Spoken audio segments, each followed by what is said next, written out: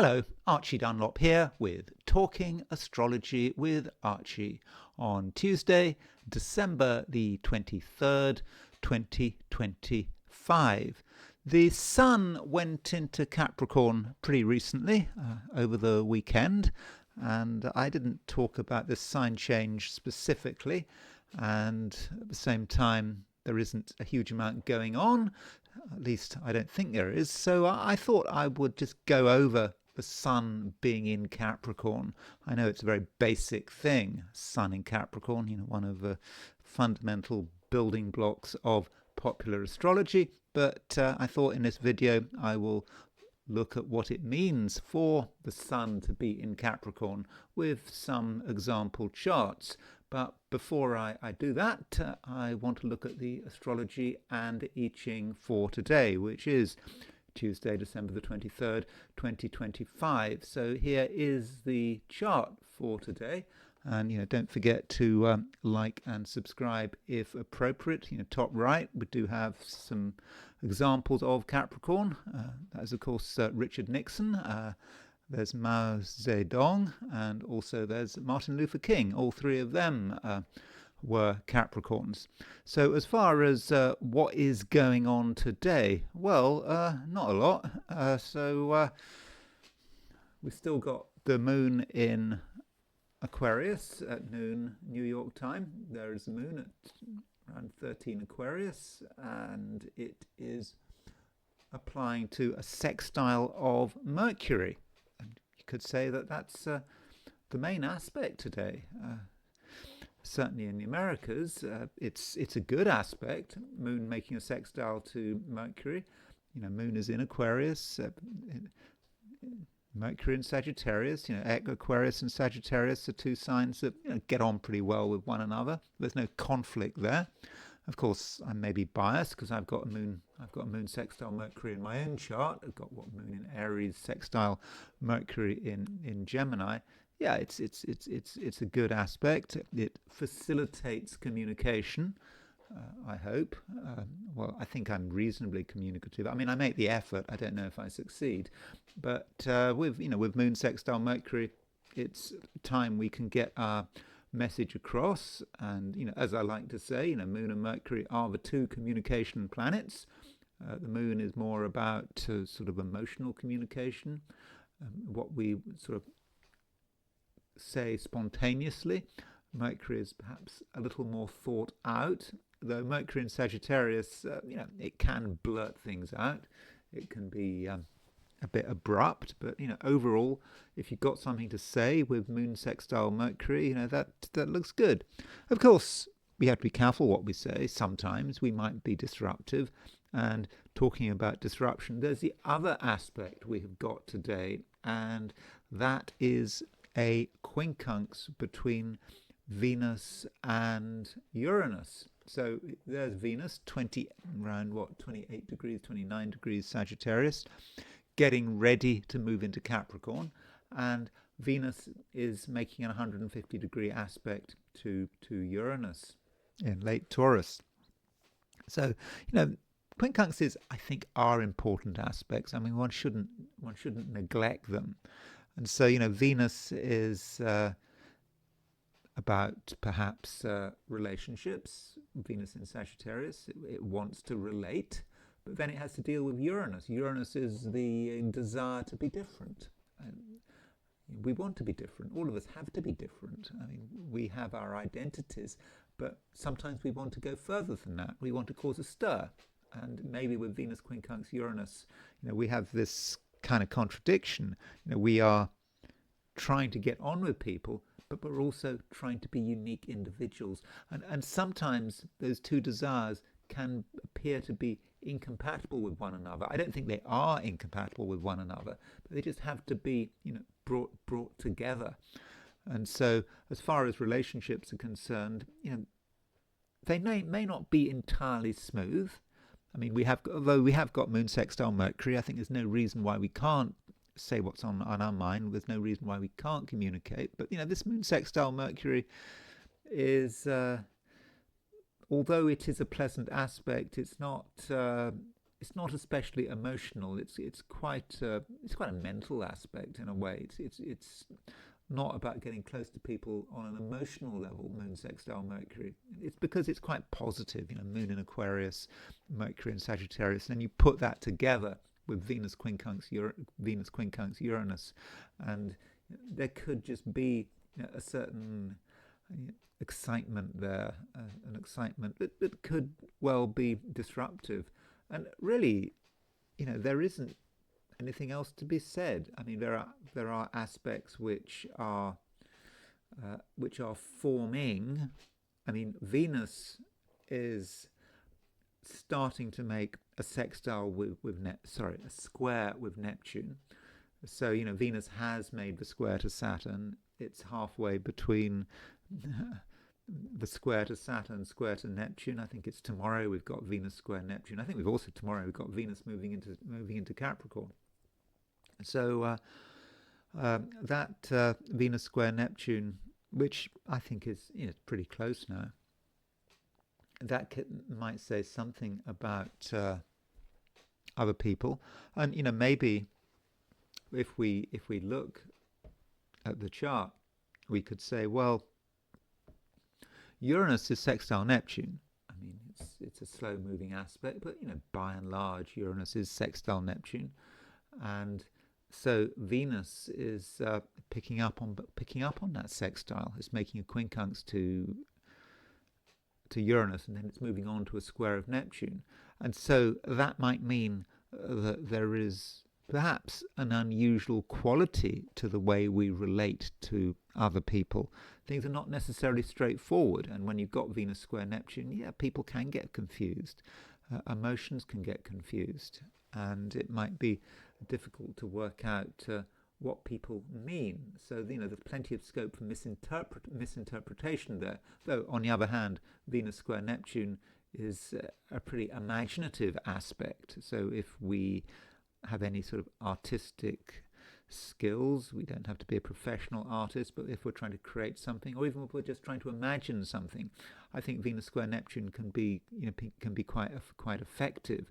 But we just have to be careful that we don't imagine things too far, because Venus square Neptune can perhaps be about fantasy and thinking that something might be possible, having ideas perhaps about other people which are just unrealistic. So that's the broad picture. If we set the chart for New York, that's largely representative of everything, I think, of what's going on in the whole world. But sometimes there are sort of subtle differences. So if we look at the chart for noon set for Sydney, Australia, as a representative of Australia and New Zealand and East Asia, the moon is earlier in the sign. So in my video yesterday, I talked about Moon Pluto, the conjunction between Moon and Pluto, and how it's possible that the conjunction between the Moon and Pluto may be bringing out into the open some Pluto themes. And so if you are in Australia and New Zealand, that Moon-Pluto conjunction is arguably, the main aspect. And so Moon-Pluto, the Moon-Pluto conjunction may say something about today. If you are in Australia or New Zealand, it could be that there are certain things you take very seriously, certain things that you are holding on to tightly. Maybe it's other people holding on to them tightly, and then they don't want to let go. And issues of power may be sort of flying around, particularly emotional power. Who does control the emotional gender? So that might be something to think about. If you are in Australasia or East Asia. And then there is the heliocentric view, putting the sun at the center of the solar system. So here's a chart. Don't forget the Uranus heliocentrically is about to move into Gemini. It's getting pretty close. 2949 Taurus. So it's getting there. I don't know to what extent that is important. I'm just still working out whether heliocentric sign changes matter. But I mean, I do know that astrologers that use heliocentric astrology for predicting sort of markets, stock markets. I think they do use sign changes, but I don't know what astrologers are around who use heliocentric astrology. It's not it's not very common, to my knowledge. But one should think about sign changes, and maybe Uranus moving from heliocentric Taurus to heliocentric Gemini may be something that we should be perhaps thinking about. Then we've got Mercury making a sextile to Mars. So Mercury sextile Mars. Now that kind of feeds into the geocentric aspect we've got, because we've got geocentrically we've got Moon sextile Mercury, as I've just said, and that aspect, as I've already said, is about communication. It facilitates communication. It allows us to say what's on our mind. Then we've got Mercury sextile Mars heliocentrically. So Mercury sextile Mars, again, we can say what's on our mind with a certain amount of vigor. We can get noticed. And so as we've got this heliocentrically, it is going to say something about what's happening, down here on Earth. I mean, it's quite a high level sextile. Every sort of heliocentric aspects are high level. Perhaps as individuals we don't always pick up on it, but we can pick up on it. And I think it sort of underlines a point that, if there's something that, needs to be said, then, now might be as good a time as any to get those words out into the open. So then there is the question of the 12 signs. So there isn't a lot going on today. There are just two aspects that are exact: Venus quincunx Uranus, Moon sextile Mercury. But these aspects, they mean something, and so I have to sort of go through the 12 signs and sort of look at how each of the 12 signs deals with these aspects, or maybe they're dealing with something else anyway. So these are my forecasts for the 12 signs for today, which is Tuesday, December the 23rd, 2025. Aries. I was just looking at the heliocentric chart, and in the heliocentric chart, Mercury is making a sextile to Mars. And of course, Mars is your ruler. So I think that this heliocentric aspect between Mercury and Mars can work in your favor. And it is about you being quite dynamic, intelligently dynamic, thinking about what you want to do, what you want to project. And if there's something you notice, something you want to say, then now might be your chance to say it, especially as we also have the moon in Aquarius making a sextile to Mercury in Sagittarius. This means that there is a certain freedom here for you, Aries. You can say things, you may mean them, you may not mean them. You just might feel that there are things you want to get off your chest. You want to tell everyone what you're thinking, and I don't think there's any harm there. I mean, not everyone will appreciate what you say. I mean, that's always the case. I mean, that is life for the average Aries. I mean, Aries likes to be open, free, sometimes a bit blunt, and we do have Venus quincunx Uranus. Venus quincunx Uranus as an aspect may be more about other people than you yourself, and other people can sometimes be a law unto themselves. They can say all sorts of things without necessarily meaning them. They can do all sorts of things because some people are trying to grapple with the issue of independence, and that might say something about relationships and how relationships are unfolding.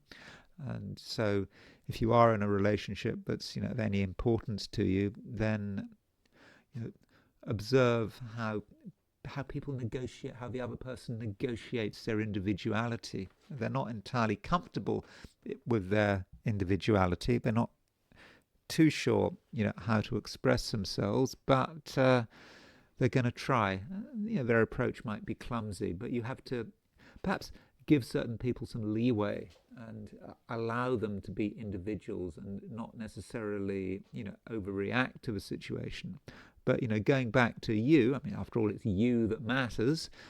I, must emphasize that this is a time, Aries, when you really can, be yourself. It's not really a time to be, keeping secrets. I mean, okay, some things have to be kept secret, but if you feel something, you believe something, maybe it's time to be open and honest. At the same time, you're able to make interventions. So if you want to make an intervention, and I'm talking primarily about a verbal intervention, something has to be said. No one else is saying it. You say it. And because you say it, you can really move things along. You can force people to just stop what they're doing and pay full attention to you. And because of that, you have the possibility here of kind of disrupting the flow. The flow is all moving in one direction. It seems to be unstoppable. You seem to be ignored. And then you just say something. You intervene. And the moment you intervene, everything changes. So Aries, you very much do have that power. But all the while, don't forget that the Sun and Mars are moving through Capricorn. I mean, I've already mentioned this in previous videos recently, but it's something you shouldn't forget. Especially in the run up to Christmas. It's the 23rd. For 2 days to Christmas, but you need to keep pushing yourself up to the line. I mean, the Sun and Mars is a very ambitious conjunction. Yeah, they are conjunct one another, and it is a conjunction that can be hasty, can be accident prone. So there are perhaps two ways of looking at the Sun-Mars conjunction. On one hand, well, as the Sun gets closer to Mars, there may be something disruptive moving in. Perhaps you feel that there is something you have to fight against. Sun-Mars. It's a very combative conjunction. But on the other hand, you don't want to create a conflict just for the sake of it.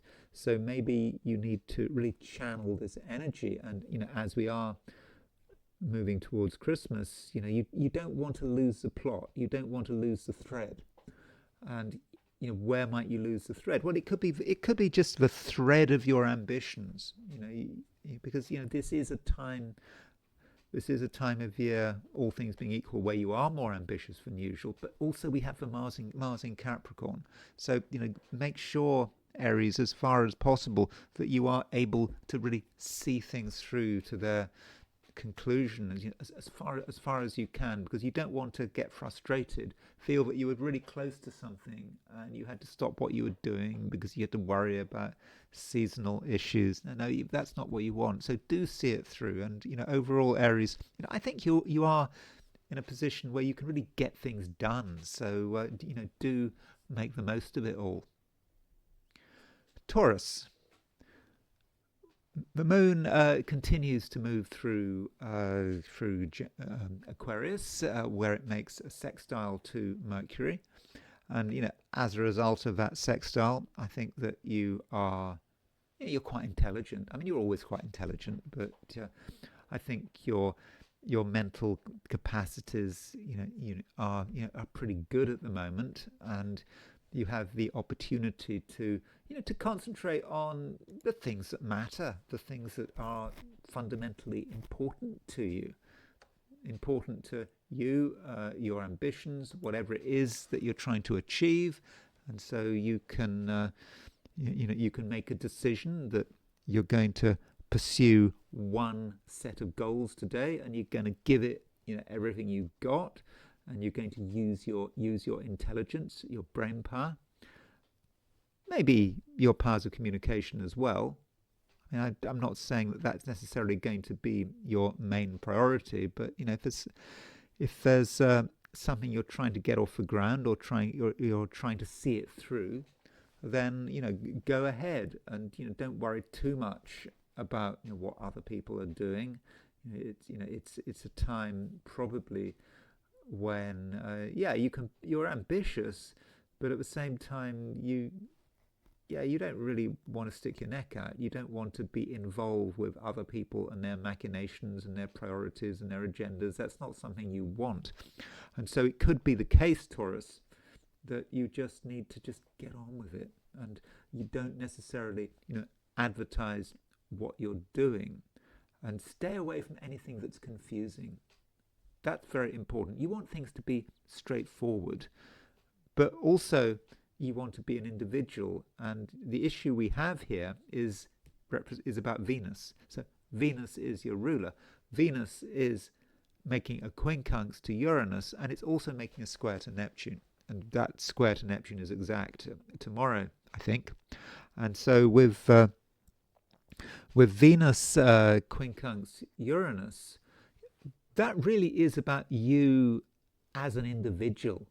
And you have to think about what it means to be an individual. Uranus is a planet of individuality, and you are trying to integrate this individuality. And I use the word integrate because when you're dealing with a quincunx, it's very often what you are trying to integrate.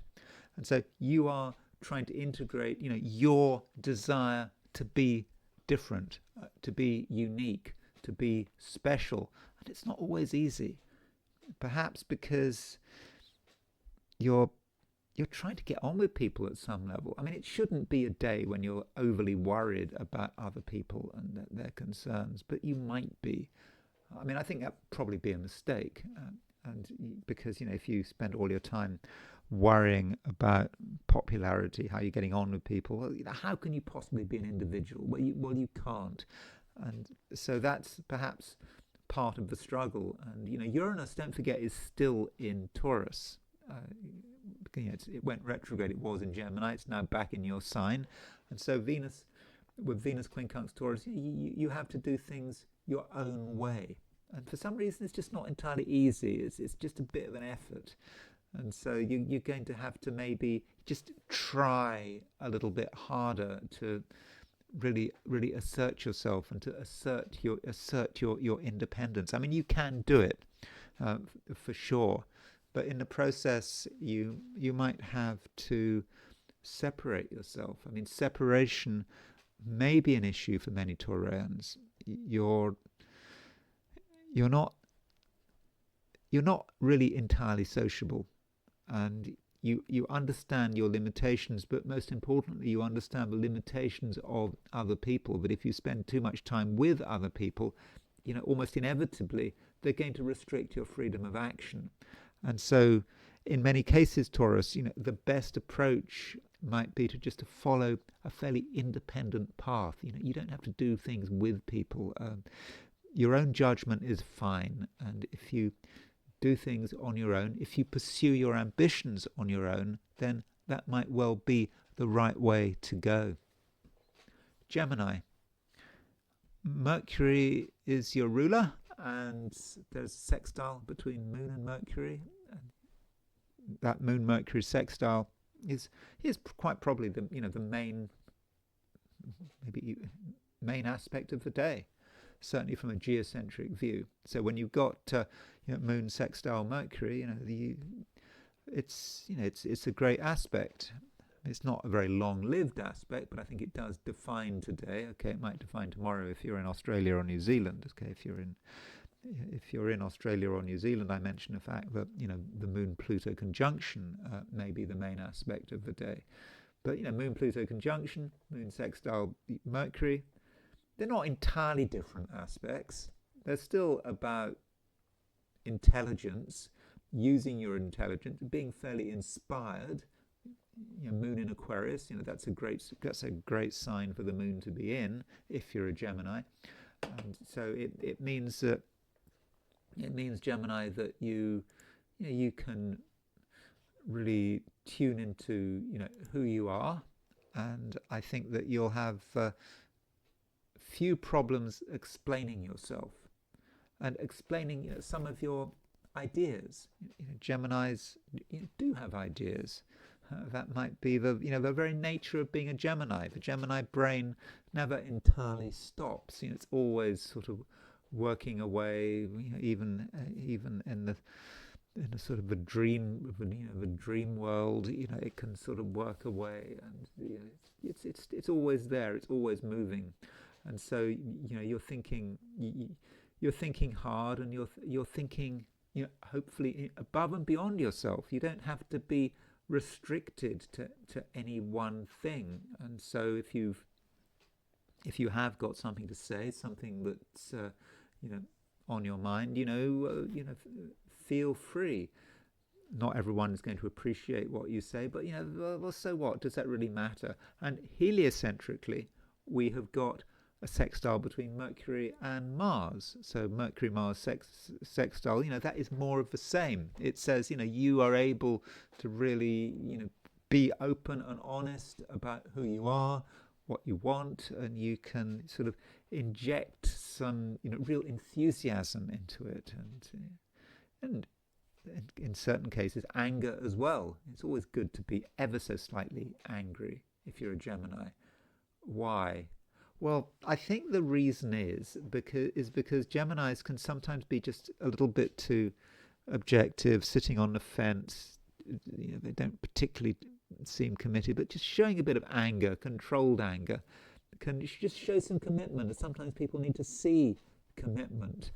Though, when we're talking about other people, other people can be useful up to a point, but only up to a point. Especially today. And there may be times today when you find that certain people are disappointing.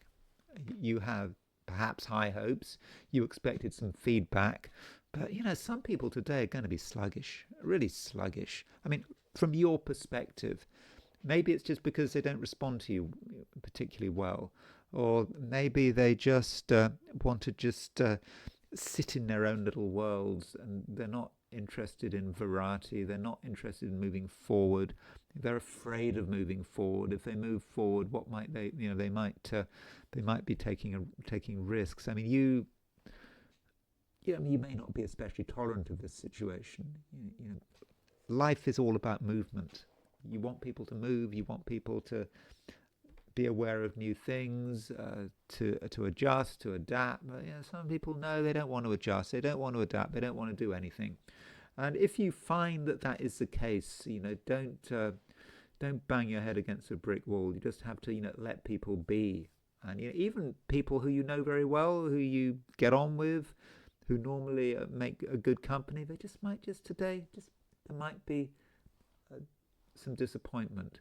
So don't pursue the matter. Give people a chance, by all means. Give people a chance to be themselves, to be exciting, but don't push the point. If you're not getting any feedback, if you're not getting any encouragement from one particular person, then just move on. Don't try to argue your case. I don't think that would work. So Gemini, keep moving, keep active, keep thinking, and that is very much the way forward. And don't forget about what needs to be done, and of course what needs to be explained. Though you can explain as much as you like, some people just are not willing to listen, but maybe that's their problem, not yours. Cancer. It's a day, Cancer, when probably you would like to just be doing your own thing. I mean, you've got things that you'd like to do, I'm sure. These things may be, very particular to you, and they can't necessarily be shared. I mean, okay, you might try to share them, but there's a limit to how much you can share anything. And what you don't want to happen is that you don't want to have to, give away too much. That can often be the case with the average Cancer. On the other hand, I think that if you feel the need to explain something, then I think you can. I mean, the moon is making a sextile to Mercury. And with this moon sextile Mercury, I think the point is that you've got to be very focused. I mean, it's no good just trying to talk about everything under the sun. It's no good trying to have sort of vague conversations. That's just not really going to get anywhere. You have to decide, what it is that you want to concentrate on, and be very precise. And there may be just precise things that you need to explain, which seem relevant. So if you can stick to the point, if you don't go off script, then I think Cancer, you can be quite effective, and you needn't worry too much about other people. People will understand, and you can explain yourself very well. And perhaps you can also demonstrate, a certain sense of urgency. If something is important to you, then I think you can explain that. But in the process, you do have to, keep things simple. You don't want to sort of go all over the place. And so if you can make yourself clear, in as few words as possible, I think, that would be for the best. And, there are maybe certain things that you regard as being important. For example, there might be money, there might be financial and administrative issues which are somewhat complicated. They're complicated.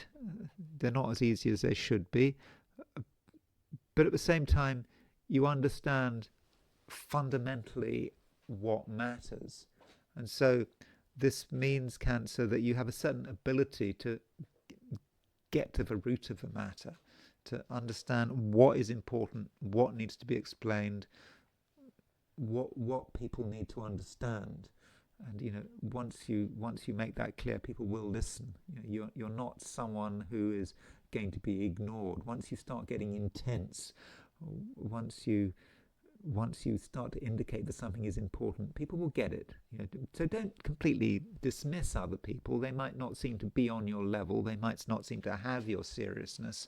But if you show yourself to be serious and you are able to just sit down with another person, I think they can get it, and that can certainly help. But as I said right at the beginning, today fundamentally is not about other people. It is about you. Sometimes you need to engage with other people on your travels.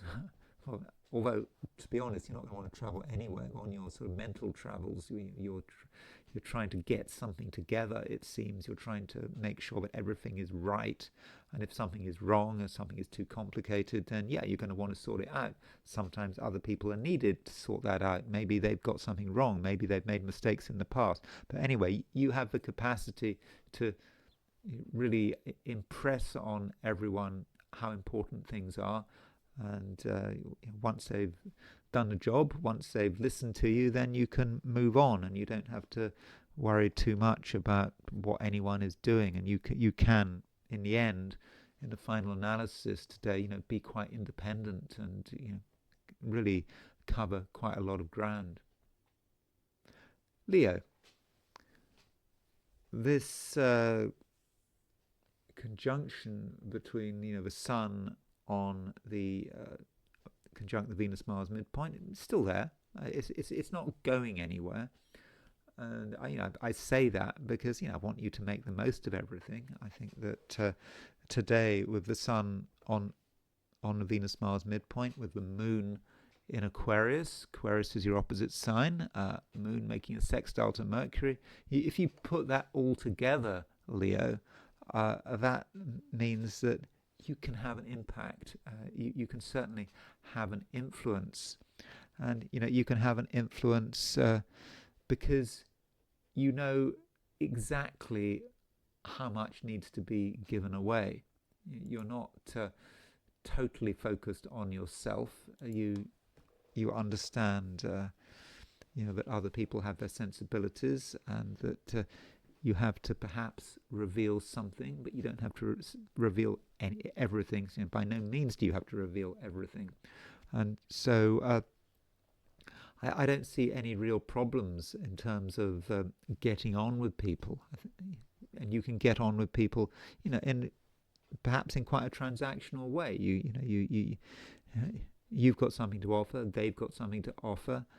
You know that you do know that you have to give something away, but you know your limits. And so I think that that means that your various relationships, however significant or insignificant they are, should function pretty well. But in the process, don't allow yourself to be distracted. I mean, there could be some distractions. I think that is possible. I mean, one reason for the distractions might be, the square between Venus and Neptune. I mean, the Venus-Neptune square is tomorrow, but it's really close, and I think you might be picking up on that Venus-Neptune square. Venus-Neptune square can be about you being distracted, listening to the wrong things, perhaps listening too hard to another person. If you listen too hard to another person, you just might get completely the wrong impression. So don't get too caught up with what other people are saying, with what other people are suggesting, and always understand your limits. And you've got to pay attention to other people. You've got to give something away, but you mustn't give too much away. And a few Leos might be tempted to give too much away, but you always got to think about yourself and your own vital interests. And it's enough to get attention. It's enough to be attractive enough to get what you want. You don't need to go further than that. And you have to just be aware how you could be sort of you could be sort of knocked off your path if you allow that to happen. But I don't think it need happen. And and one aspect we do have, which I think is important, is moon sextile Mercury. Moon sextile Mercury it's a fortunate aspect. It's arguably the main aspect of the day. And so with that moon sextile Mercury, you're able to talk about things which you enjoy. There's nothing wrong with talking about what is important to you, what matters to you. Be open about it, and you might find, actually, Leo, that what's important to you is also important to other people. And importance doesn't mean to say it's anything serious. It might be what you enjoy doing. Enjoyment can be important. And you're not necessarily in a situation when you're alone. Sometimes you have something that is an essential part of your creativity, and it can be shared. Now, as far as your work is concerned, if you happen to be working, maybe you're not working, but if you happen to be working, you can't necessarily expect everything to go to plan. There may be a few disruptions. So if you're trying to focus, in these last day or two before Christmas, and you've got something to do, you're going into work, or you're trying to organize something yourself, I think there are going to be distractions. Now, there are different kinds of distractions. There is just general low-level distractions, which is not really what I'm talking about. It may be sort of more fundamental distractions. You're asking yourself, is this the right thing to do? Are you doing the right thing? And it might be that you are being reminded here that you are someone who can be very original. You want to be doing something that is a fundamental expression of who you are. And that might be relevant in a run, even though it is, the run up to the Christmas, it might be relevant to your work. And if you're doing something that is not just routine, but is at odds with who you are, at odds with your identity, it might just suddenly occur to you, well, is this the right thing? So it could be that if you have insights about your work and your career in the run up to Christmas, these insights may be quite important. And these insights may be intensified by particular events. Things happen which remind you that maybe you are being taken for granted. Maybe you are not given sufficient opportunity to express who you really are. And this is a good thing. It's something you need to hold on to, and maybe it's something you need to hold on to over the next few days. And it may say something about next year as you move into next year, because at the beginning of next year, Uranus is still going to be in Taurus, and so while Uranus is in Taurus, you have this chance to really work it through. Now Uranus is in Taurus. I think it's in Taurus until the end of April. I think something like that. And so over the next few months, there's still some fine-tuning to do regarding your overall sense of direction, and maybe there'll be just events today which kind of encapsulate the issue. Virgo. Certainly, Virgo, today you are intelligent. You're on good form. I mean, yeah, you're always intelligent, but I mean, you are on particularly good form at the moment, and you're going to be just very good at sorting things out. You will know what is important, and you will know what is fundamental, what is fundamental to you, and what details are fundamental. So, Virgo, you have the capacity to really get to the bottom of things. You do absolutely understand. And this is going to be reflected, I think, in the way you are able to just organize your life and organize perhaps other people's lives as well. So your administrative abilities will be excellent. And however that works out, well, that depends, doesn't it? It might be that if you're working, you're going to be good at organizing things. If you're trying to organize entertainment, if you're trying to organize Christmas, whatever you're trying to organize, I think that you'll be able to do a good job. But of course, it has to happen, at your level, in your way. Organization is not something that you can just have imposed upon you. I don't think you're going to be so good at following other people's instructions, well, unless you completely agree with those instructions. Ideally, you will have created those instructions yourself. But if you have made your own plans, then Virgo, I think that you're going to be very good at pursuing them in quite an independent-minded way. And it may have to be independent-minded. I think that there is something you might find, Virgo, is that not everyone is going to be especially useful. Some people might be slow. They might not be responsive. They might be thinking about something else. They might just be stuck in their own world.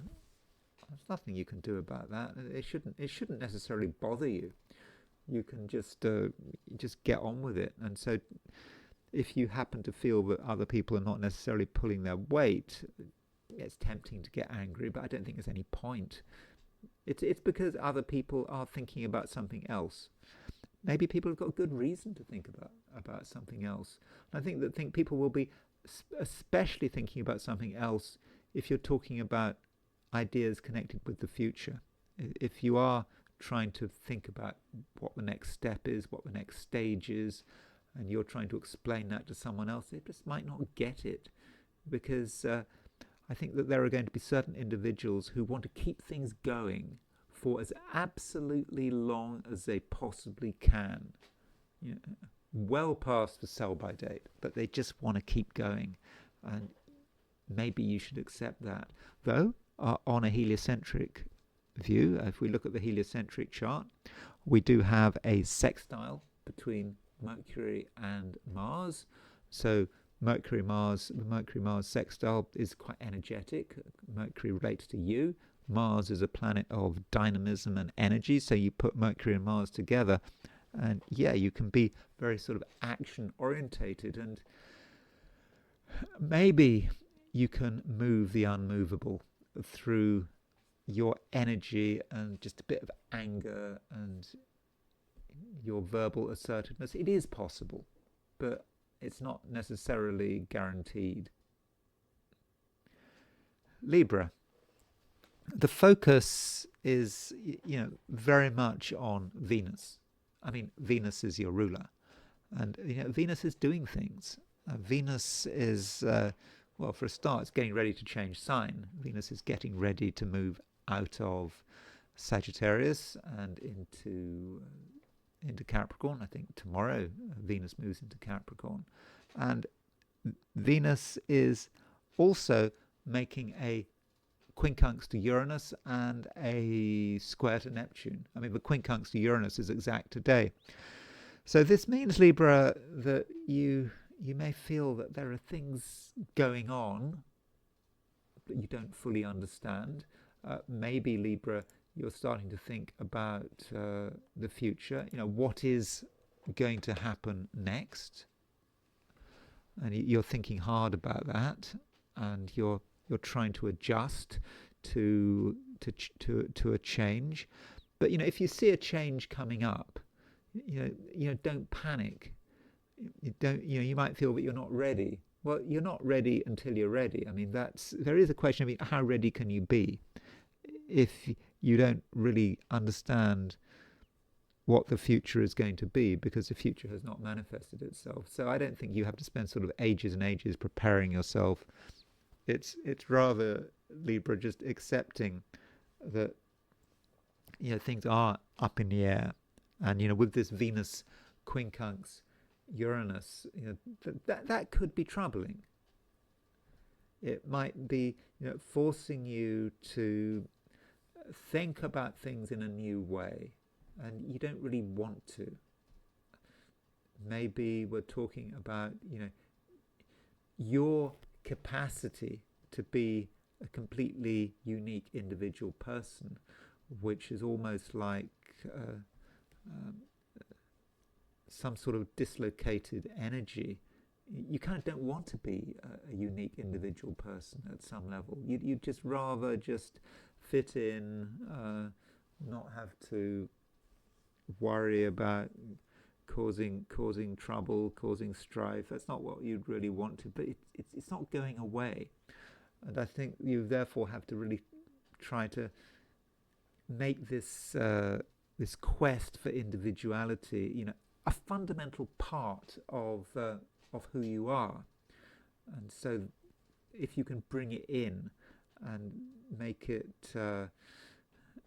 you, because you have got something very different to offer. You are an individual. You've definitely got a contribution to make, and it's a contribution, that part of you don't want to make it, and so that might be part of today's struggle. And additionally, Libra, you're thinking perhaps about some of the things that are holding you back, and what is holding you back.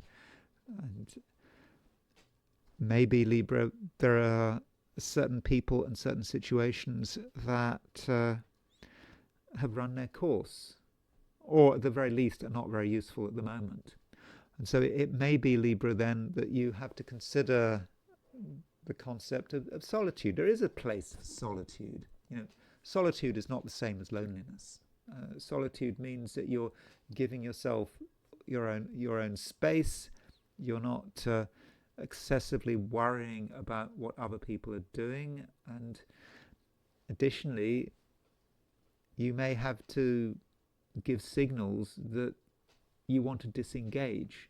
Not all the time, not permanently, but I think that your independence does matter, and if you can be independent, I think that that really would work for you, on many different levels.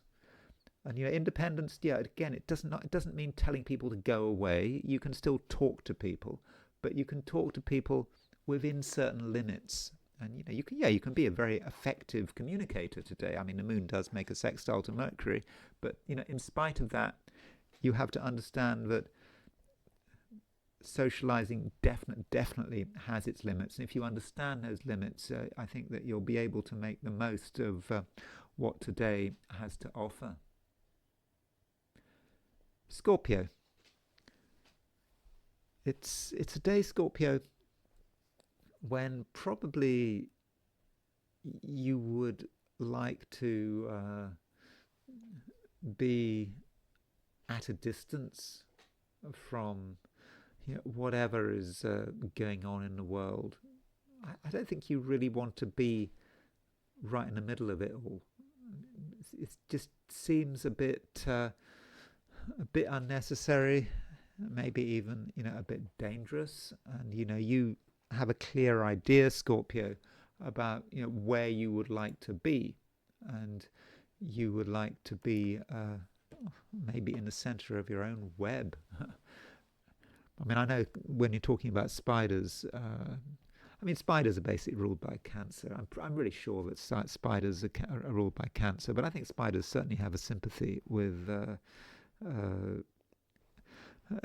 certainly have a sympathy with Scorpios. I mean, I'm not saying you're not. I mean, you may have arachnophobia, but there's something spidery about today when you want to be in your web, and you don't want to be really concerned with overly concerned with what other people are doing. I think that's probably particularly the case if you're in Australia or New Zealand, because if you're in Australia or New Zealand, there's a conjunction between the moon and Pluto. I mean, I talked about moon and Pluto conjunction yesterday, but in Australia or New Zealand, that moon-Pluto conjunction is particularly relevant.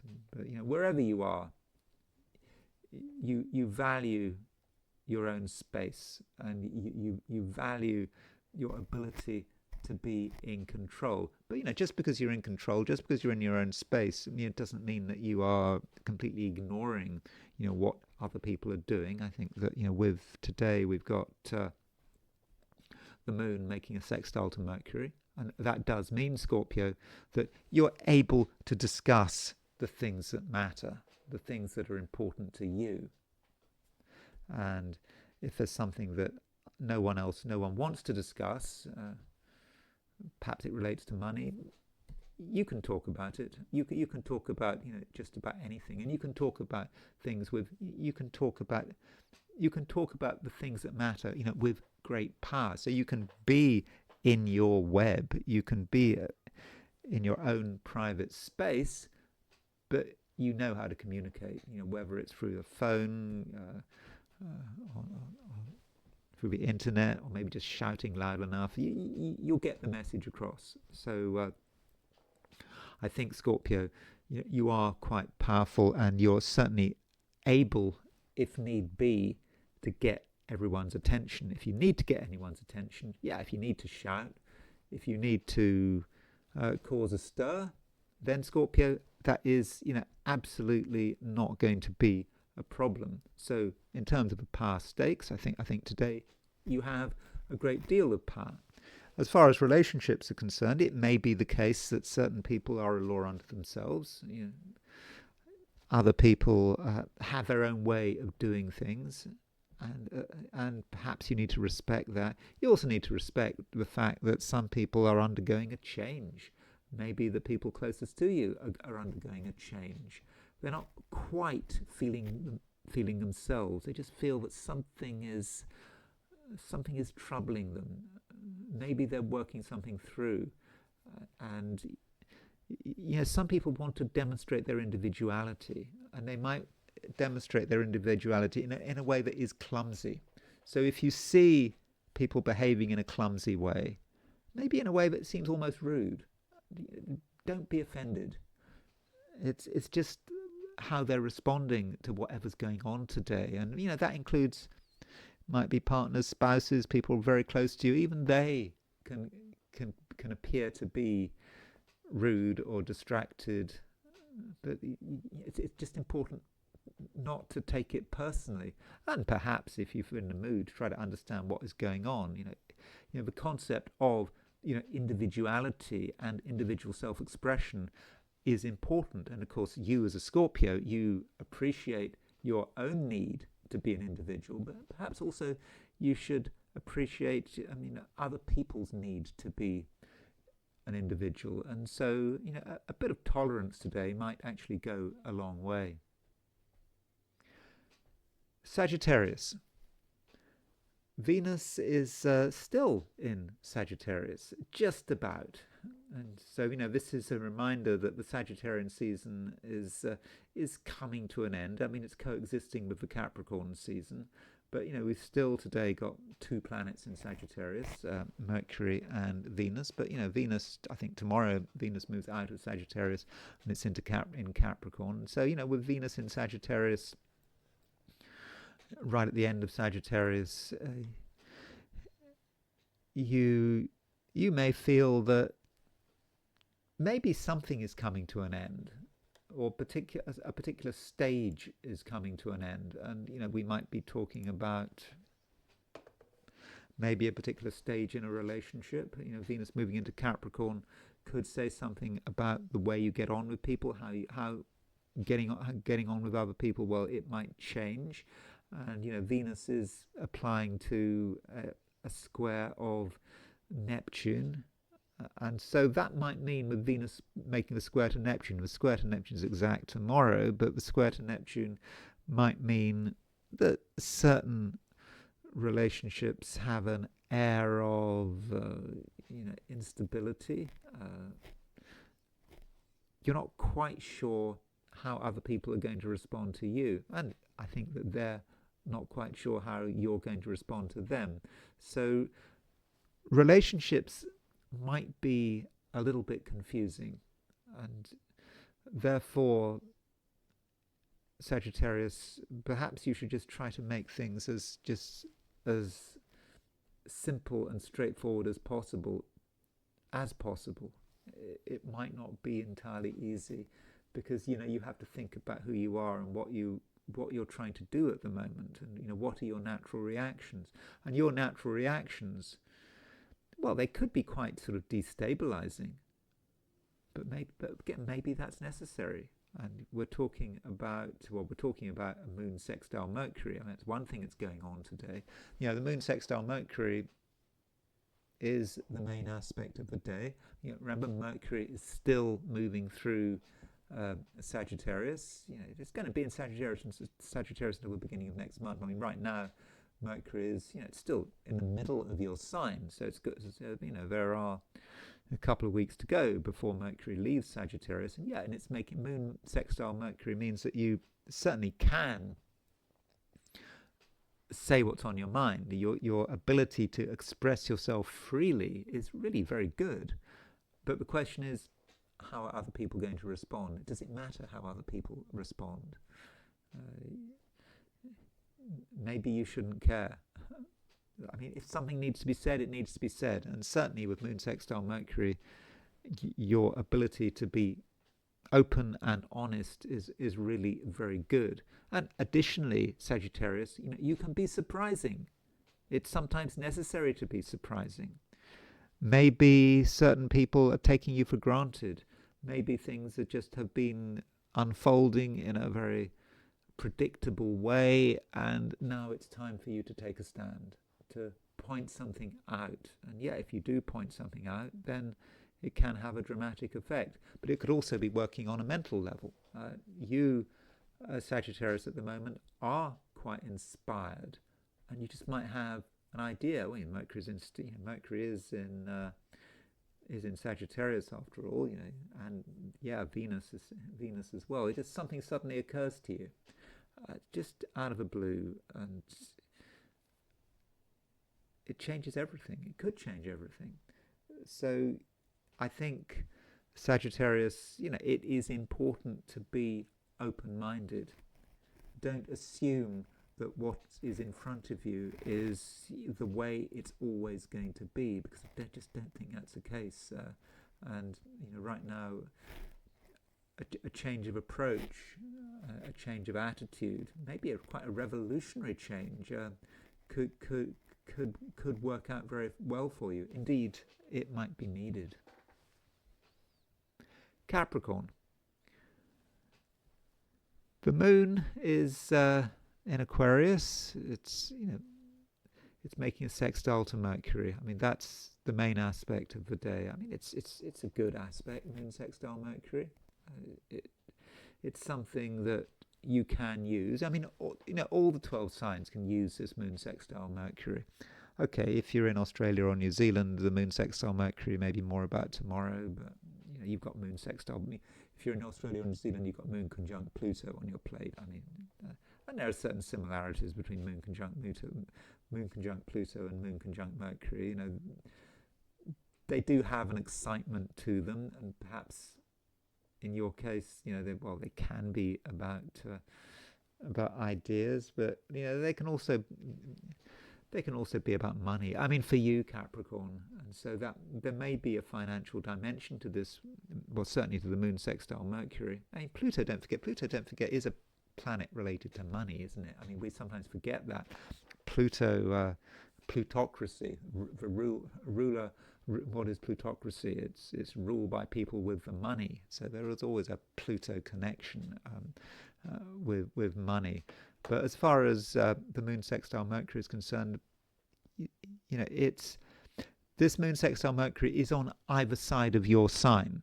So you've got Mercury in Sagittarius, moon in Aquarius. What is the sign between moon and Mercury? Well, Capricorn is the sign between moon and Mercury. So you could say that Capricorn right now is on the moon Mercury midpoint. It's especially with this sextile.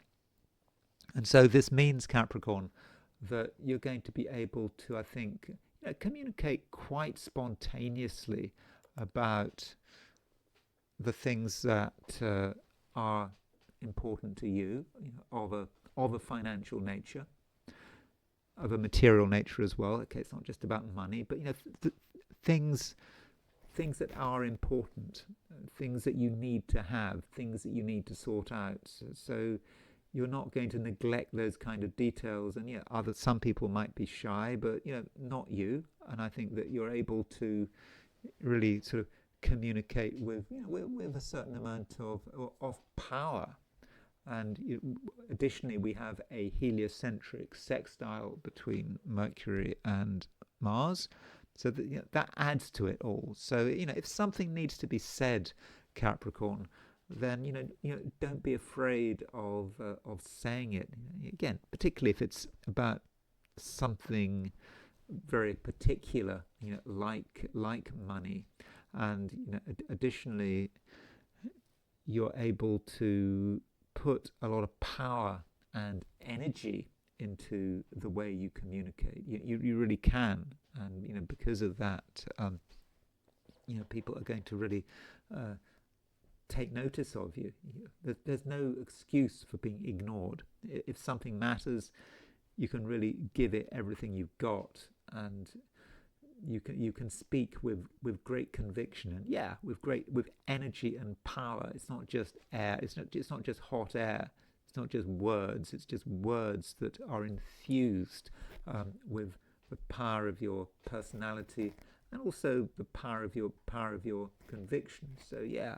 So Capricorn, I think that you definitely can get noticed today. And don't forget that Venus is getting ready to move into Capricorn. You've already got Sun and Mars in Capricorn. You're about to get Venus moving into Capricorn. I think Venus moves into Capricorn tomorrow, and I think that with Venus moving into Capricorn, this is something for you definitely to look forward to. Venus is a benefic. It's a fortunate planet. It's about to move into your sign. It's a planet that's often connected with relationships and sometimes money as well.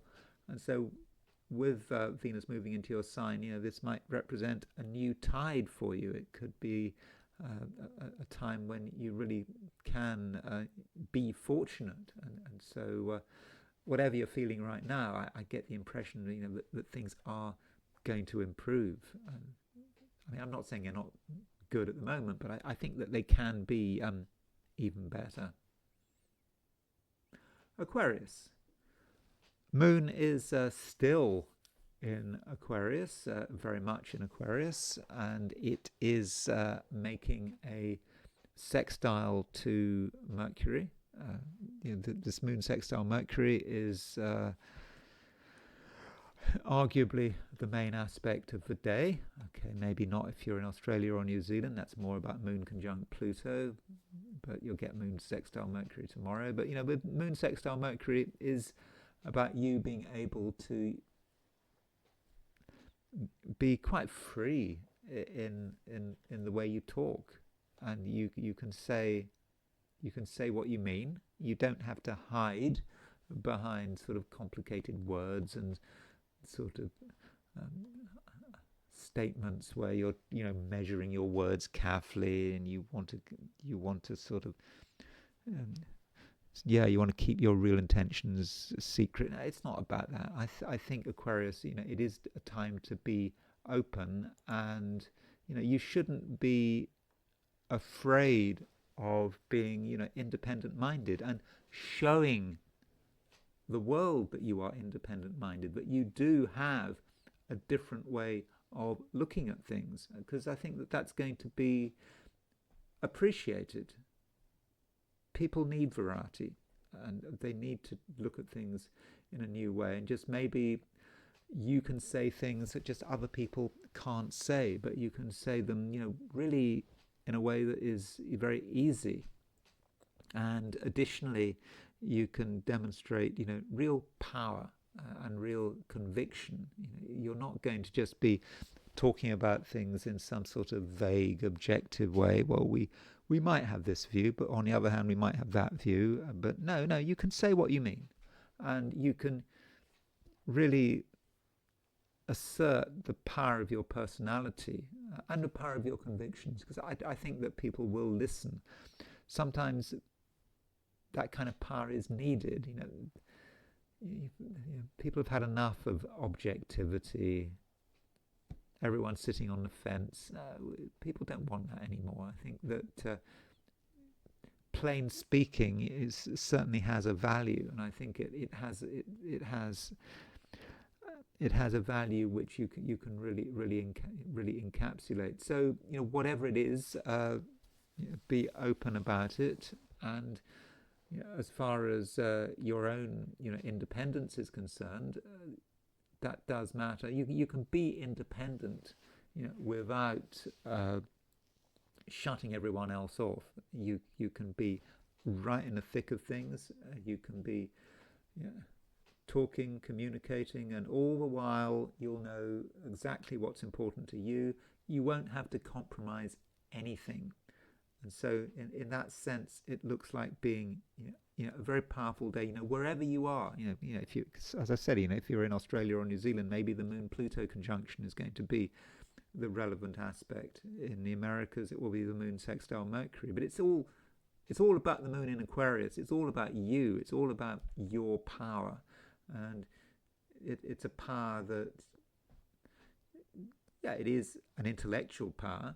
It's about your brain, but it's also about the power of your conviction. So it's all coming together. And so the main message, Aquarius, is simply, don't hold back. Pisces, you have plenty of ideas at the moment. I think that your brain is on good form, but just because your brain is on good form, it doesn't necessarily mean that you have to say whatever's on your mind. It might well be that a lot of the work is taking place at quite a private level, because if you look at what's happening today, over today, I think a lot of people have got things to say. The Moon is making a sextile to Mercury. Mercury is making a sextile to Mars heliocentrically. So a lot of people have got things to say. But the question is, have you got anything to say? Yeah, you've got things to say. There are things you could say, but do you want to say them? And I think the answer is probably no. It's things instead perhaps need to work on a more private and personal level. Perhaps you've got things that you need to work out, you need to think through. And yeah, there are moments going to, I think, be moments of inspiration where things just occur to you just out of nowhere. And short term, perhaps the less said the better.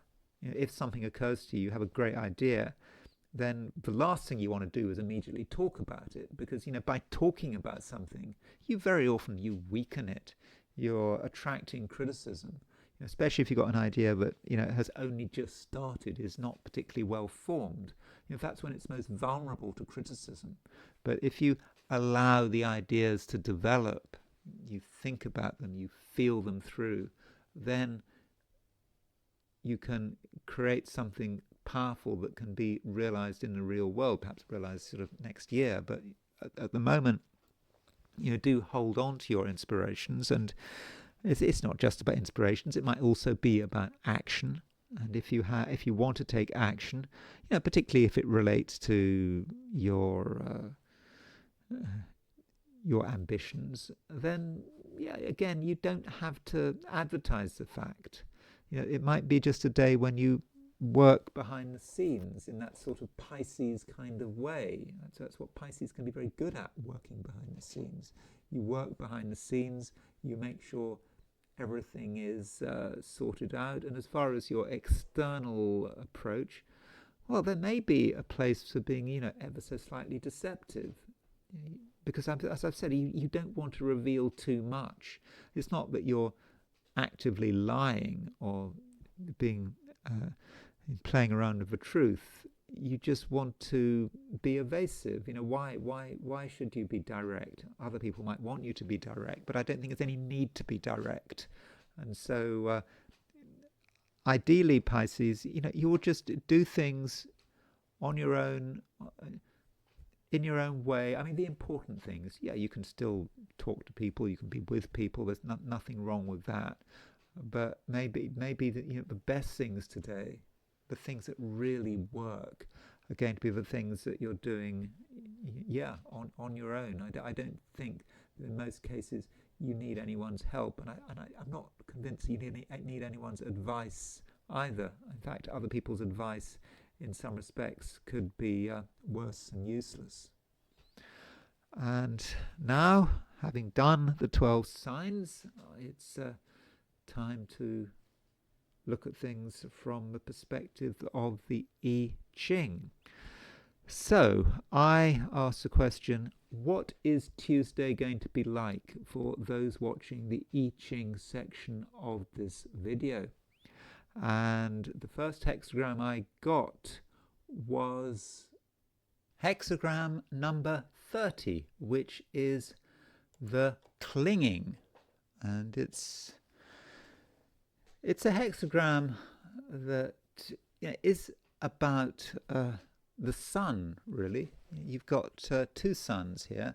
You've got two trigrams repeated, and each of those trigrams can represent the sun. You might say it's the sun rising twice. There's a lot of brightness here, and it's perhaps about our brightness and the question of how we are being recognized, and also how we are caring for ourselves. So yes, although it is quite fiery, this hexagram, it's more sort of passive fire. It's that fire that burns slowly, and we're thinking about perhaps what kind of influence we're having, where our light is going, and what we have to look after. That is the clinging. I mean the I Ching itself talks about the clinging, looking after the cow. So it's kind of a strange hexagram. It's talking about the sun, it's about fire, but it's also talking about the care of the cow. And then maybe care of the cow is talking about care of our own light. I know that sounds a bit strange, but that is what the I Ching is perhaps telling us, and we need to make sure that we are able to keep shining and be as bright as possible. And of course, we don't want to burn up. I mean, But I don't think we will. I mean, it's not really about that, but it's more of a danger perhaps of that light going out. That is, of course, not what we want. And so this hexagram, we've got you've got 3 moving lines. So with 3 moving lines, that may indicate that it's quite a busy day. There are things going on. There are quite a lot of changes. We think we're going in one direction, and we go in another direction, and then we have to change gear. So it might be that kind of day. And so we got the first line moving, the bottom line moving. The bottom line is moving. And one image for the bottom line is the morning. It's about the sun. Maybe the sun's just risen. And so we wake up, we're feeling tired. We don't quite know what's going on. We're in a bit of a state of chaos. I mean, that can be how the day works. We can't fully see what is around us, and we're trying to make sense of it. But it's perhaps a very important time, the beginning, the first part of the day, because we need to understand what's going on as quickly as possible. We need to make sense of it all. And, if we take too long to understand, that might mess the whole day up for us. So if we are trying to, it's almost if we go back to fire, okay, the first thing one needs to do when one gets up is maybe, from a traditional perspective, we need to get the fire going. We need to kindle the fire. We need to make sure that the fire is built in such a way that it actually works, that it doesn't go out, and it provides the warmth we need. And if the fire goes out, we have to start again. It's just going to mess the whole day up.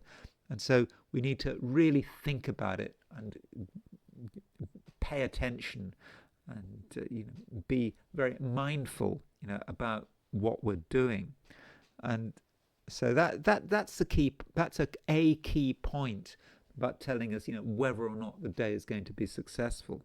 And then at a certain stage in the day, we may feel perhaps despondent, that it's not working after all. Or maybe it is working, but we know that something is coming to an end, because fifth line moving, the I Ching does talk about sadness, being very sad about something coming to an end. So perhaps we do realize at some stage that something is coming to an end. I mean, that is an interpretation. Another interpretation, Greg Winkup says with the fifth line, it can be about the darkest hour. So there may be a feeling that just things aren't working, that things aren't, it's more for not working. It might seem really bad at some stage. It's either bad or sad, but either way, it's not necessarily great. And then the top line moves. And the top line moves, the top line, it can be a new beginning, but it can also, but why is it a new beginning? It's a new beginning because there's been a struggle, because there's been some kind of fight. It's the top line is about conflict, and how we handle the conflict, how we deal with our enemies.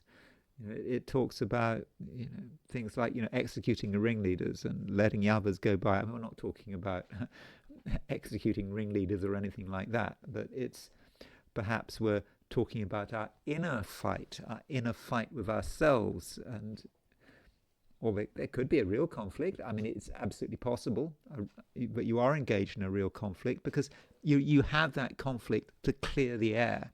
You clear the air, and that represents a new beginning. And so in the end, I think there is something positive here, but we need to make sure that we deal with the past. And perhaps that's why we've got this symbolism of sort of executing the ringleaders. Why would you execute the ringleaders? Obviously, we're not talking about real executions, but we're perhaps talking about things that need to be got rid of, the real root of the matter. But we don't want to completely destroy everything. And then that allows us to move to a second hexagram. And so after all of this drama of the clinging, and not just drama, it's a lot of sadness there, perhaps saying goodbye to the past, and then we can move to a second hexagram. And of course, if we're talking about saying goodbye to the past, it may say something to do with the fact we just had the solstice. Just over the weekend, Sunday, we had the winter solstice in the northern hemisphere, and so that is a change. Sun moving out of Sagittarius into Capricorn, and that the shortest day in the northern hemisphere, longest day in the southern hemisphere. So there has been a change. And then we move to a second hexagram, and the second hexagram is more benign. It's hexagram 31, which is influence. So it seems that having sorted all of this stuff out, we can have an influence, and we can create a situation where people will listen to us, and we can take action to get people's attention. We can slowly work our way towards getting people's attention, and we get their attention, and then things move in a fairly orderly way. But there's no need to be in a hurry. I mean, if 31, the end of the day, influence, it's something slow. It takes time, but in the end, we do make a favourable impression. And so finally, I want to look at Sun in Capricorn. The Sun is in Capricorn. I mean, if we look at the chart for today, set for noon, let's just look at this chart. Let's put Aries on the left, and there it is. So we've had the Sun moving into Capricorn, over the weekend. By definition, that we had the winter solstice in the northern hemisphere. By definition, that's when the Sun moves out of Sagittarius into Capricorn, out of a fire sign, into an earth sign. And Capricorn is a sign that it doesn't get too much bad press. I think that very often people have a sort of a fairly favourable view of Capricorn.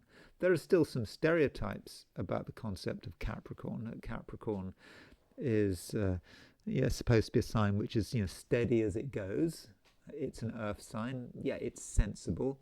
The Capricorn is a sign that is often connected with business and banking and money, and part of the reason for that is that if you set up a chart with Aries on the left, of course Capricorn is the 10th house, and so the 10th house is connected with career and work and business and all that kind of stuff. And so that is certainly a view about the way Capricorn works. And with the Sun now moving into Capricorn, it's not just the Sun moving into Capricorn, by the way. It's Mars moving in. Mars is also in Capricorn. And so I think that we've got this sort of extra Capricorn emphasis. And of course, we're soon going to have Mercury and Venus in Capricorn. I mean, tomorrow, Wednesday, I think Venus moves into Capricorn. And so, with all these planets in Capricorn, it is a time when perhaps we're going to get a blast of Capricorn energy, which is kind of appropriate also because it's, running into the new year. And so, we have all these various holidays, Christmas, New Year holiday. Then when you hit 2026, January the 2nd or whenever it is, your first working day of the year, then this is a new year. This is where business starts. Well, okay, if you're in China, or if you have from a Chinese cultural perspective, you might say that the new beginning is a Chinese New Year. I was certainly told that once by someone who knew a lot more about Chinese astrology than me, that traditionally people do wait until the Chinese New Year, and you don't start things right at the end of the Chinese year. You wait until the New Year before things really get going. So as far as Capricorn and what it means, I mean, Capricorn is of course ruled by Saturn. And so there are two signs ruled by Saturn. There's Capricorn and there's Aquarius.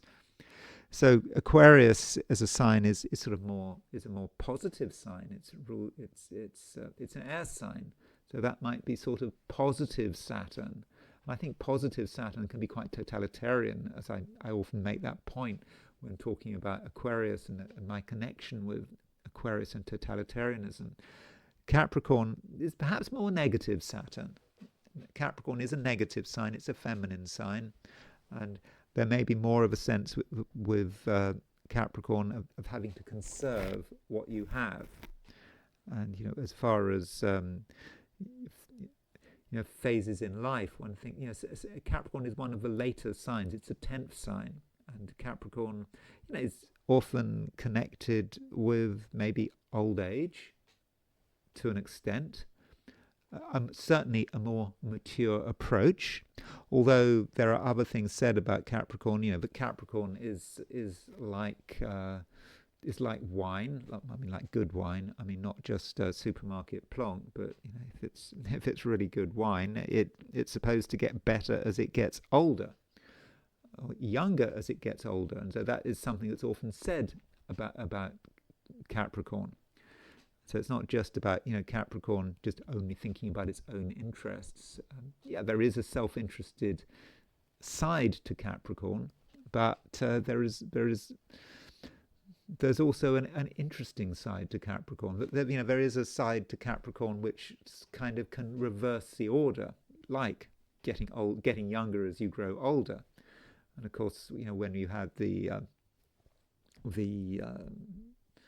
Saturnalia feasts, I think one of the traditions was that the masters would serve the servants, and there's a certain idea of reversal here with Capricorn. So that's something that perhaps says something about this sign.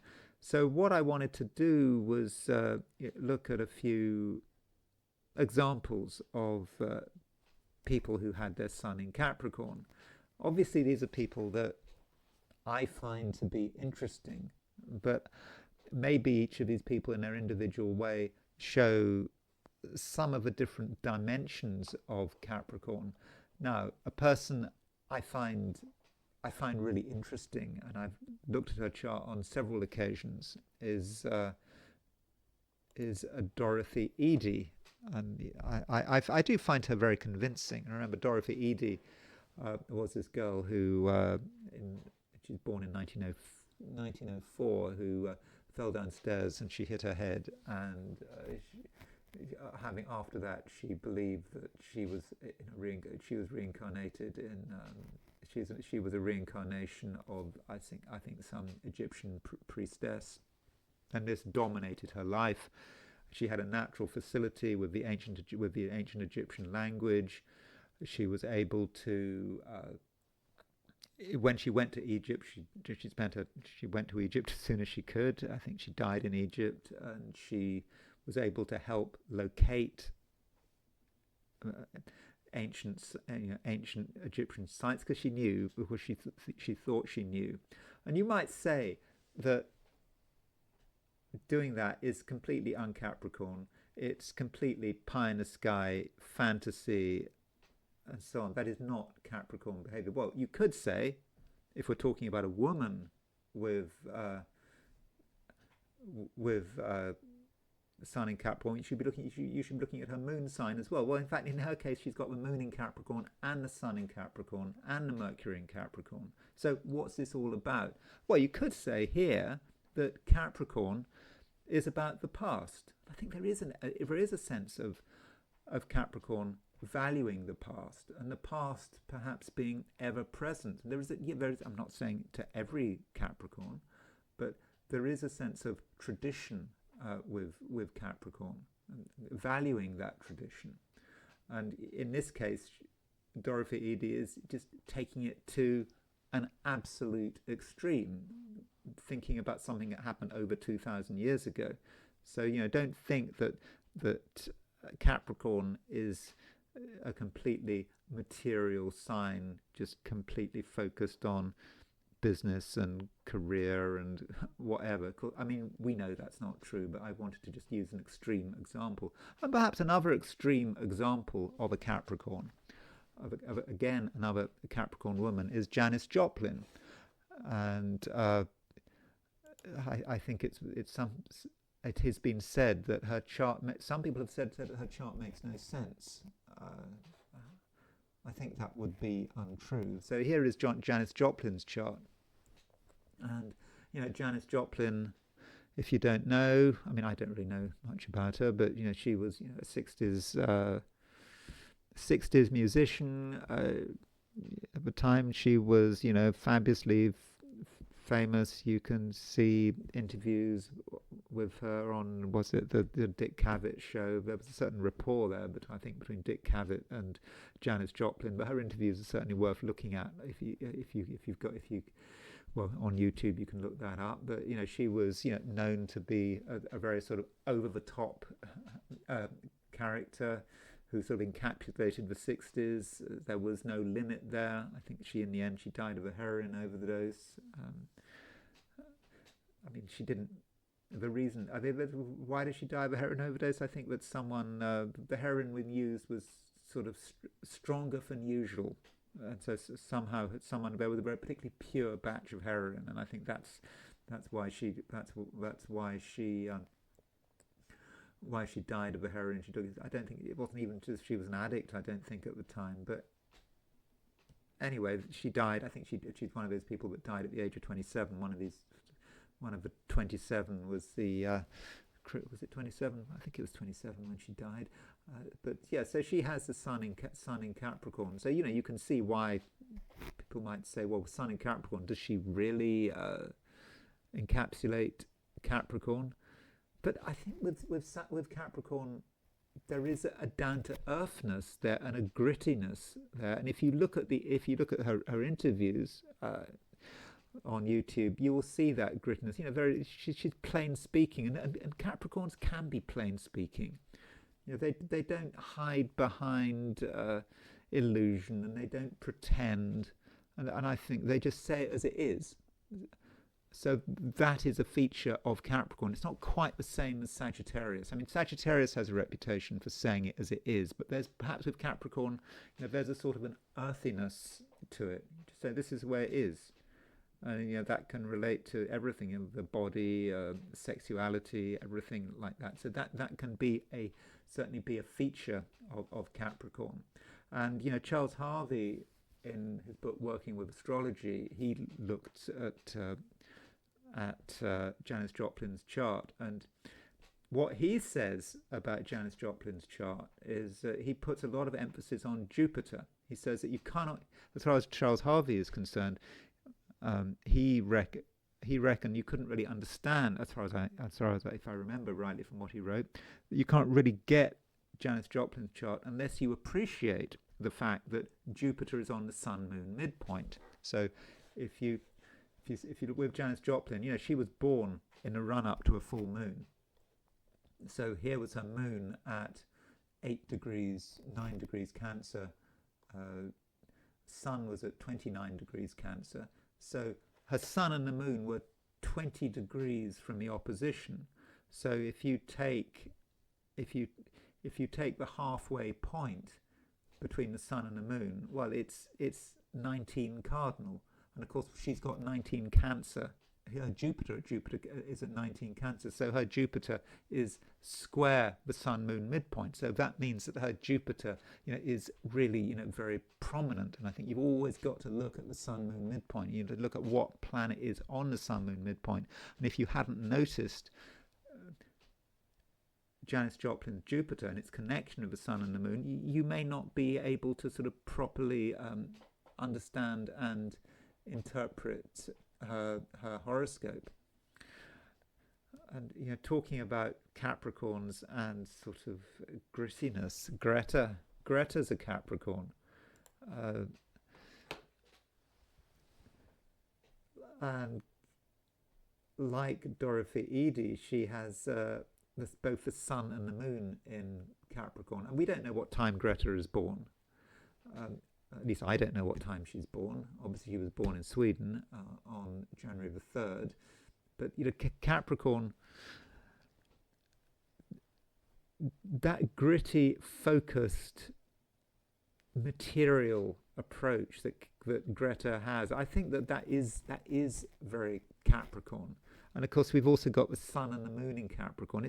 There's a single focus. There is a single focus there, which clearly we have with Greta. She just gets into something and she gets it into her head. She's going to do it, and she does. There's not much in a way of sort of compromise there. I mean, it's difficult for me to say why Greta is a Capricorn and to explain that. But the whole way she presents herself, there is a gritty humorlessness to Greta, which I think is Capricorn. I mean, I know that with Janis Joplin and Dorothy Eady, I'm sure they have a lot more humour than Greta. I don't know if there are any videos about Dorothy Eady. I mean, there possibly are, and clearly Janis Joplin had a great sense of humour. But with Greta, it's just there is a single focus there. But I think that is a side to what Capricorn is. And of course, with Greta and Dorothy Eady, they both had Moon in Capricorn. And so if you've got Sun and Moon in Capricorn, there are no issues of projection, because the Moon, the Sun might be projected onto the opposite sex, for example, but not the Moon. I mean, the Moon is a female planet. Now, if you look at the thumbnails, I've got some of the more sort of famous Capricorns, and Richard Nixon was a Capricorn. I think that, to my mind, Richard Nixon sort of encapsulates the Capricorn. I mean, if you think about him, he was really good at politics. Maybe not quite as good as L.B. Johnson. I mean, Lyndon Baines Johnson was a Virgo, but Nixon was pretty good at it, and he was pretty good at accumulating power. I mean, the Nixon White House accumulated a huge amount of power, and he was certainly effective at playing the political game, and he took the long game. You can see how his political career worked out. Firstly, he got into Congress. He became Eisenhower's vice president. He lost the 1960 election. He didn't give up in 1960. Straight away after losing the election, he started to plan to be governor of California. He didn't get very far in that election to be governor, but it's often forgotten that he did run to be governor of California, and then he kept going, and he, of course, stood in the 1968 election. So he didn't go away. He just plugged away. I mean, he wasn't necessarily a very exciting person, but of course now there's this huge effort to rehabilitate Nixon after Watergate. His YouTube videos are everywhere, him talking about Russia and Iran and Nixon's words of wisdom. I mean, they are impressive, but I think he is a Capricorn, and Capricorns can be manipulative, and certainly he was manipulative. He was into power and the accumulation of power, and he was effective up to a point. But also, as a Capricorn, he was a realist. Being a realist, he understood global politics. He understood politics. He understood global politics. He understood what you could do. He understood what you couldn't do. He wasn't sentimental about human rights. You had to do what you had to do to boost America's power. It didn't matter if there were appalling human rights violations in Indonesia, or it didn't matter if Pinochet was doing horrible things in Chile. The point is that there had to be a revolution. We had to get rid of we had to get rid of Salvador Allende. We did what we had to do. And so with Nixon, maybe there is this idea that the means always justify the end. You have to do what you can. You can't make an omelette without breaking eggs. And probably someone who took a similar view, perhaps a view not just similar but more extreme, would be Mao Zedong, Chairman Mao. So Chairman Mao, I'm not sure if we have a time of birth for him, but I just went for the noon chart. So yeah, Chairman Mao had his sun in Capricorn. You had to do what you have to do. If that means that millions and millions and millions of people die in the Cultural Revolution, well, just so be it. it's all for a higher purpose. And Capricorn is very, very persistent. You think when you deal with China of a long march. Before he came to power, him and his his communists, they have this huge march across China to avoid the nationalists, avoid a confrontation with the nationalists. Sorry, my Chinese history is not great, but but the concept of a long march is such a Capricorn concept. You keep going. The goat keeps going, keeps walking, keeps moving. And so I think that with Mao Zedong, I think that we definitely get ideas about Capricorn and how it's working. And Martin Luther King. Martin Luther King was a Capricorn. So here is Martin Luther King's chart. I think he was born at midday, and so with Martin Luther King, you have an idea, and you go for it. Of course, he died quite young. Of course, he was assassinated. If he hadn't been assassinated, one wonders how long he would have lived for. Apparently, his heart was in terrible shape.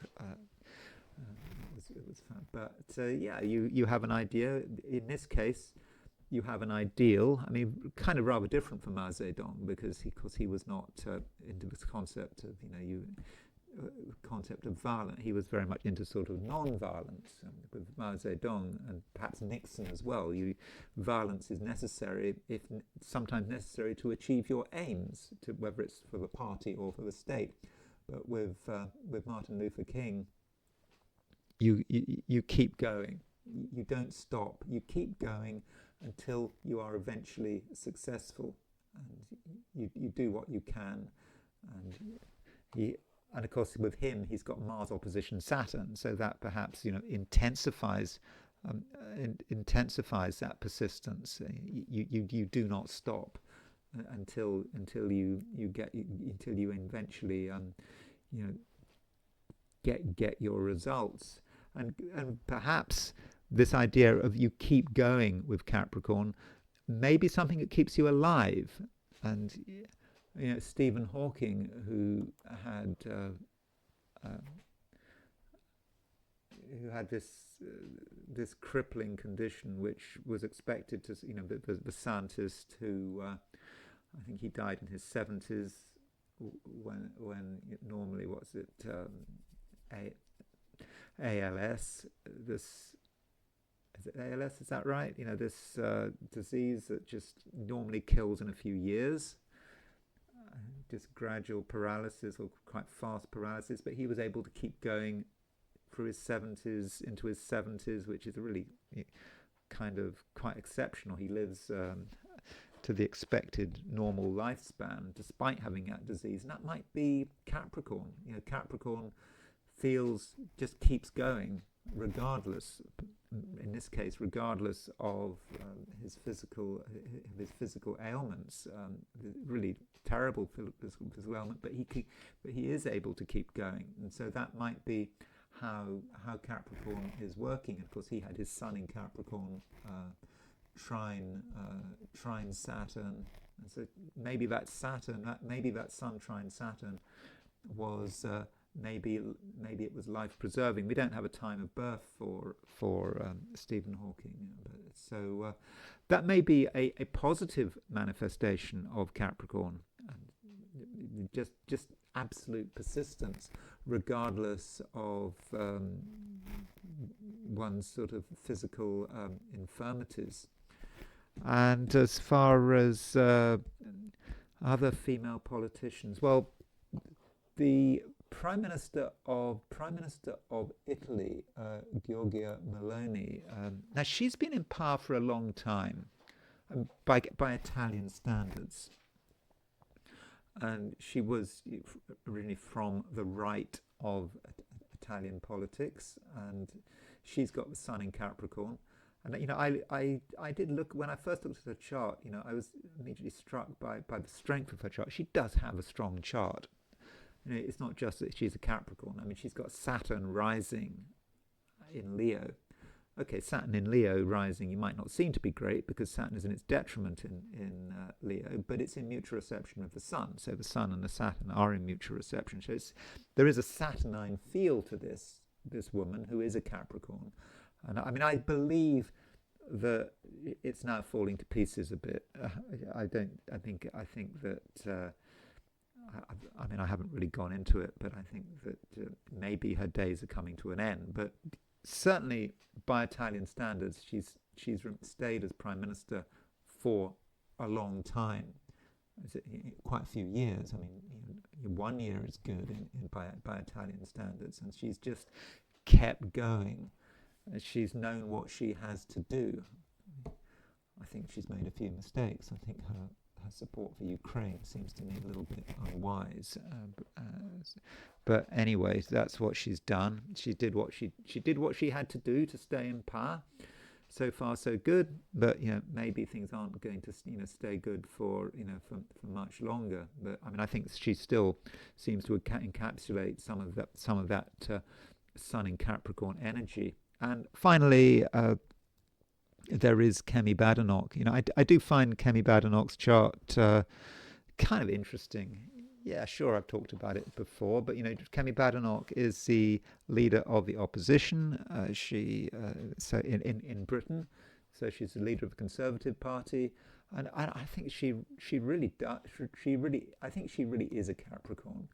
I mean, I know she's a Capricorn, but I think she's really demonstrating some sort of Capricorn traits. So she became leader of the Conservative Party at the end of 2024, and she's born on January the 2nd, 1980. I don't have a time of birth for her, which is really unfortunate, but she's just stuck at it. People were saying she wasn't going to last. Her performance at Prime Minister's Question Time was just not very good. It was all falling apart. The Conservatives were declining in the polls. There were defections, but she didn't. She just carried on, and then finally, at the Conservative Party conference she made a speech on October the 8th, which seemed to be a turning point. And since October the 8th, she's steadily improved. And her performance in Prime Minister's Question Time has improved as well. And so this ability to just keep going on as her party falls apart, as support for her party falls apart, but she keeps maintaining that stance. Has been perhaps quite impressive, and maybe. Once Capricorns get a taste of political power, they want to hold on to it, and maybe Capricorns are able to make changes. I mean, she must have made some changes. She must have learned something. I mean, she's a relatively young woman. She's going to be 40. She's in her mid-40s, so it's relatively young to be leader of the opposition. So maybe she's young enough to learn a few more tricks. And the turning point for Kemi Badenoch, I think, was her party conference speech. So I just wanted to quickly look at her her keynote speech at the Conservative Party conference in Manchester on October the 8th, 2025. Before the party conference, her leadership was falling apart. I mean, this was make or break for her. And I sort of had this question about, what was going on at the party conference, when she made this speech. And so the question about the speech, interestingly, when she made that speech, I mean, I made it 11:30. I've just gone off the conference schedule. Maybe she started her speech a bit later. But the moon was at 3 degrees Taurus. So the moon at 3 degrees Taurus is not just exalted in Taurus, it's at the degree of its exaltation, which is 3 degrees Taurus, both east and west. Okay.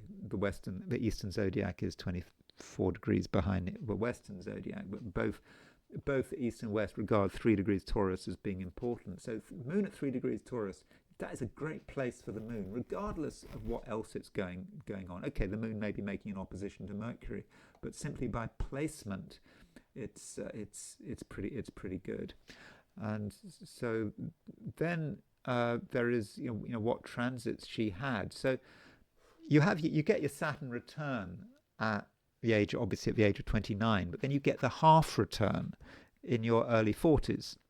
And so Saturn, when she made her speech, was at 2713 Pisces, and she has her Saturn at 27 degrees Virgo. So you might have said just before her before her speech, with Saturn opposition Saturn, that this wasn't great, that this would potentially have really knocked her out. Could have this, she messes it up. That's the end of her leadership. And Saturn opposition Saturn, this generic opposition one has in one's early mid-40s, could have been the end. But as it happened, Saturn opposition Saturn really made her leadership, gave her another chance. Now, it doesn't mean to say in the end she's going to be successful. It doesn't mean to say she's going to be prime minister. But for the moment, she's still in the game politically. And perhaps what helps, this is, it's always good to look at how a supposedly difficult aspect can work out. Saturn opposition Saturn. She has got Mercury. Well, we don't know what sign her Mercury is in. That's a problem. Because at noon, when she was born, Mercury was at 0 degrees 15 Capricorn. If she has Mercury in Capricorn, she probably has Mercury in Capricorn statistically. Might be late Sagittarius, but if she has got Mercury in Capricorn, that would mean that her Mercury and Saturn were in mutual reception. Mutual receptions in astrology do matter, so maybe that Saturn opposition Saturn was useful. Additionally, at the time of her speech, the Moon was at 3 degrees Taurus, was potentially making a trine to her Mercury, and Mars was making a sextile to her Sun. Again, I don't know her time of birth, but it seems that aspect was pretty close. But I think that Kemi Badenoch seems to demonstrate some of the Capricorn virtues, and the fact that Capricorns, they don't give up very often. They just keep going. If their leadership is being threatened every day, their political leadership is being criticized, they keep going. We saw with Stephen Hawking, despite incredible physical problems, he keeps going. He keeps going in the sense of just staying alive as well. So there is certainly a grittiness and a persistence to Capricorn, and so I think that Capricorn is a sign, can be very, very strong. So I think that's all I want to say on the subject of Capricorn. I hope you enjoyed this video. If you did enjoy this video, I'd be very grateful if you were to like it. If you're not subscribed, super grateful if you were to subscribe. If you want to buy me a coffee, there's a link in the description, and I will talk to you again tomorrow.